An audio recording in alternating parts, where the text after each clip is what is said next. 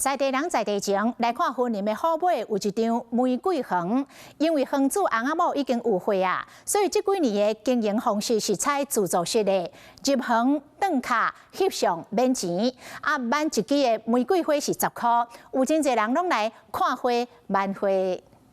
伫后尾有一个玫瑰园，因为主人已经有岁啊，伫咧时势建议之下，几年前转做自助的经营方式。若要来翕相是免钱，不过若要买花，一蕊嘛只要10块。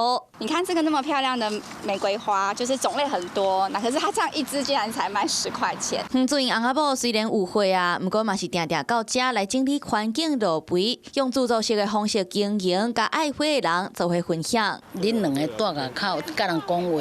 也是甲人坐，拢无要紧，互去加。你也爱加花，你就落；爱种，你就落。这款介绍当然是无通趁钱，不过因感觉甲游客互动开讲的过程，就是上好的回报。你卖安尼10块买太收，有够一包肥料钱收偌济？你有加无加？有加我讲话就足好诶，对吧？ 欢迎大家来这个花园，甲热情的园主开讲交流，嘛感受玫瑰花浪漫甲美丽。